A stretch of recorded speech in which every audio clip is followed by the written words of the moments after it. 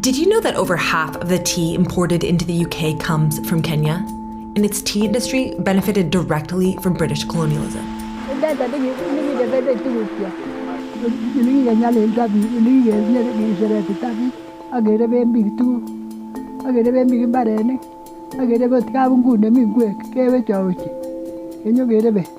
British tea companies still grow tea on land where 500,000 Indigenous Kenyans suffered violent evictions during colonial rule.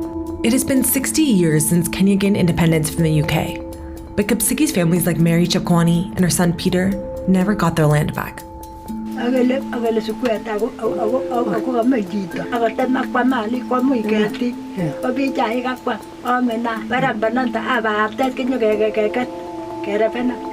During these evictions, many Kipsigis and Talai Indigenous peoples reported they were raped, beaten, and tortured by British soldiers and colonial government officials.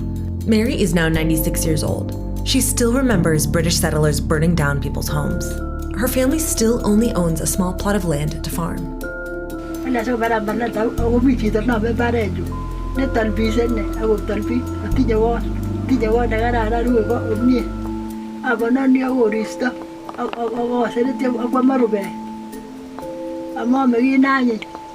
In 2022, Kenyans filed a case to sue the British government for $200 billion to compensate for the abuses they endured. But they haven't received any money from the British government.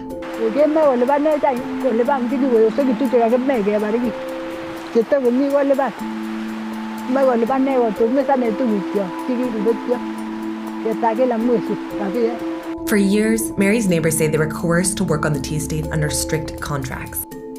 They stayed in so-called squatting settlements on plantation land. But in 1975, they were kicked out of those too. This is my mother's hut. It was built in 1975.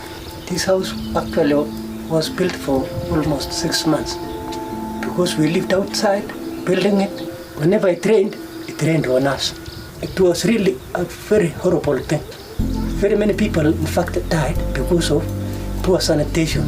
The person who had grabbed our land lived in a house with electricity, water inside the house. Comparing with this one, this was hell, and that was heaven.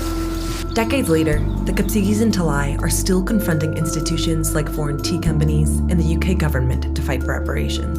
To King Charles, my message is to correct the mistakes of the settlers. So he can correct that mistake and everything will go well. If he gives us our right, we will also wish him so well and pray for him as much as we pray for ourselves.